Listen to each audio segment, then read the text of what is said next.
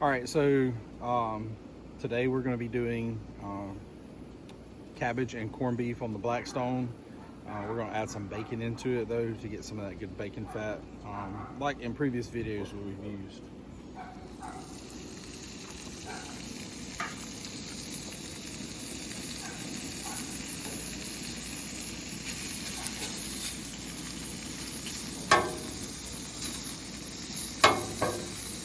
We get the bacon spread out here and let the grease begin to render down some, and that's what we're going to cook our cabbage and onion mixture in. Then we'll get our corned beef, once the cabbage is rolling, we'll get our corned beef sizzled up and get a little bit of a crust on it. All right, the bacon is starting to sizzle up good, so I'm going to do a little flipperoo here. Get some more of that fat running out of this bacon, and then we're going to add the cabbage here in just a few minutes. So spread that bacon out so where you got the pieces cut up together. This is a half a pound of bacon. We use just a half a pack of a pound pack. So this should be plenty for the amount of cabbage we're doing. It's a small to medium cabbage cut up. We did remove some of the harder pieces of the cabbage. So for cooking purposes, plus the way we like it. I'm gonna turn my temperature down because I've got my bacon grease going pretty good and I don't want to burn this. So as you can see this running toward the back, this is where I want to put my cabbage. So go ahead and get it started. I'm gonna move my bacon to the front of the Blackstone and let all of that good bacon grease get prepared for all of this onion and cabbage. Some onions stuck to the spatula over here. Let's get those on there. Just go ahead and scatter this about.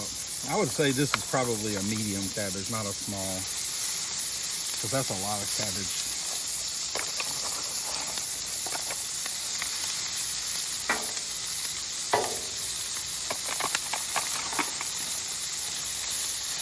Of course, it's going to reduce greatly.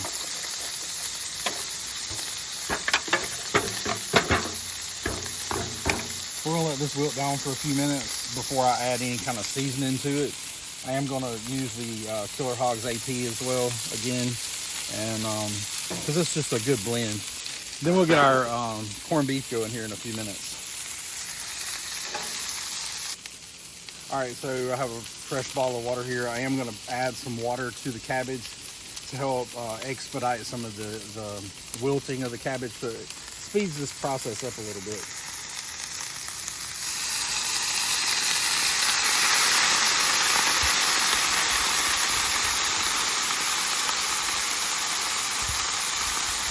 Notice how you don't see the water running out the back because the griddle is hot.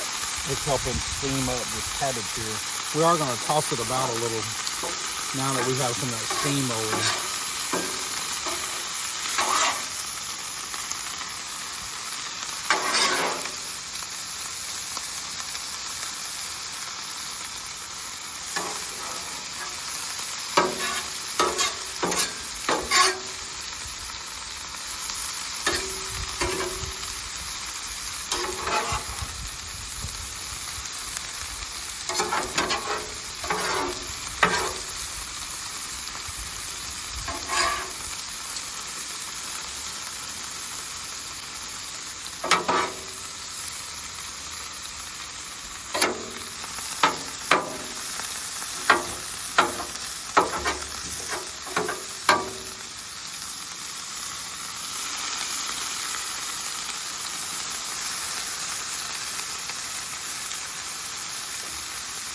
I might add a little bit more water to it just to speed this up a little bit more.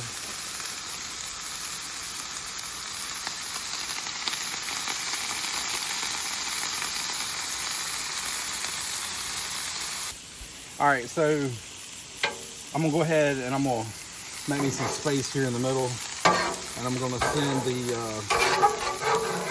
bacon to the middle for getting ready to make room for the corned beef to come on. Now, we'll tell a little short story. Once we were cooking corned beef and cabbage at home for lunch for our boys, and I let it cook a little too long, That's AKA I let it burn. But because we were not where we could afford to replace the meal, or it wasn't convenient, I just told everybody it was smokehouse cabbage, and that's why I had that smoky flavor. But truly, it was from where my cabbage had burned.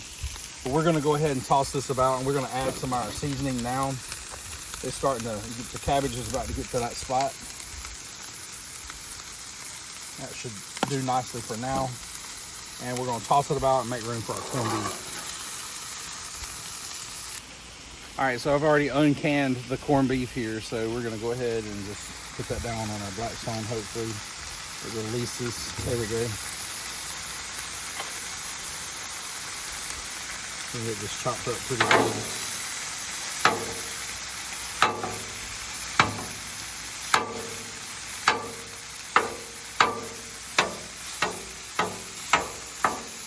The corned beef has a little fat to it, so I'm not gonna add any additional oil.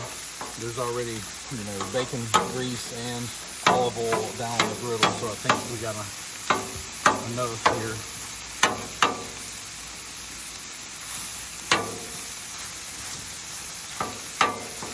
As you can hear, our cabbage is still sizzling. I have it on medium over here on the other burner. I've got the corned beef side turned up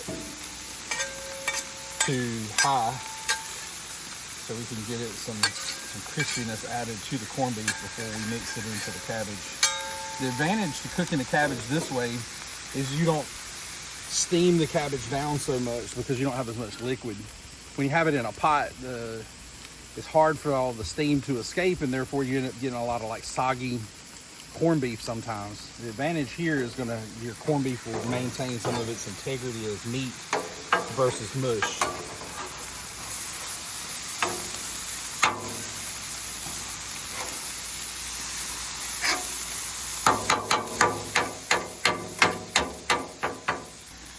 All right, so I'm going to go ahead and move my cabbage a bit here with the cabbage and onions and get some of the, as you can see, it's caramelizing up pretty good.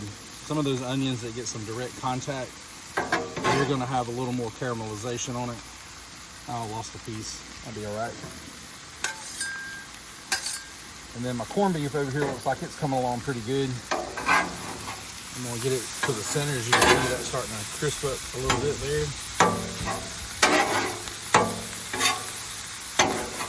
We're going to put this all together here in just a moment. All right, so we're almost ready to mix this all together. I'm going to kind of flip this over here. So we got some of that browning going on. And I'm going to mince this up a little bit more. I know it's kind of loud, but I want it to spread all throughout my cabbage mixture and not be chunky.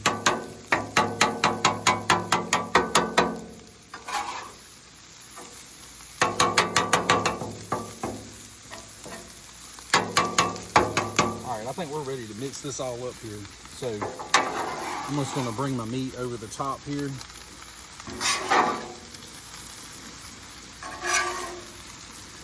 And then I'm going to try to spread it back toward the middle, turning both burners to low.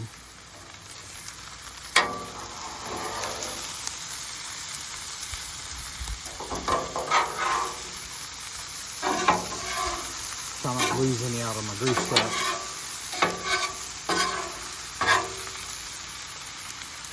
That's where I'm going to go in with 2 spatulas.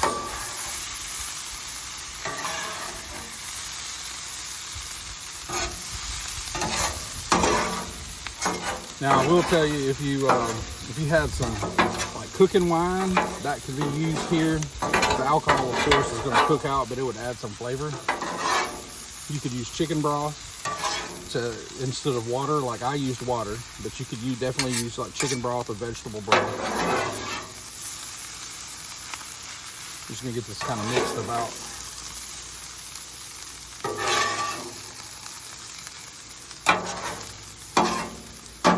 And I'm gonna shut off both burners, and I'm gonna close my lid. Well, I probably won't close the lid. I'm just gonna let it sit for a minute on this tile here, and turn both burners off, and then I'll get ready to scoop it into the pan.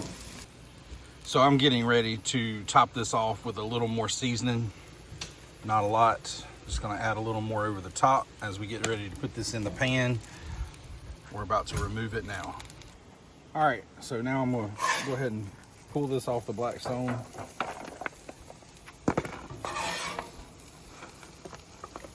You would want to wear a mitt holding the pan because it's quite hot.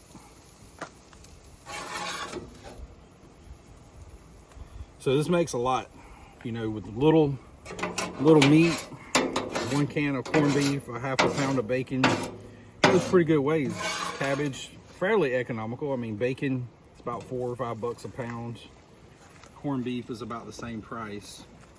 So with the cabbage and the corned beef in it, you maybe have $10. You have a nice summertime lunch, or whenever you want it. Could be dinner. And this is all we're gonna have. This is our main and our sides all in one for our lunch.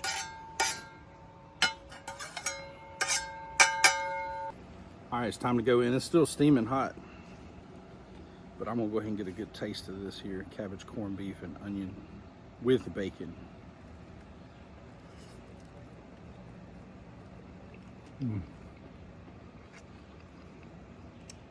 That's good. Definitely try this Blackstone cabbage and corned beef with bacon.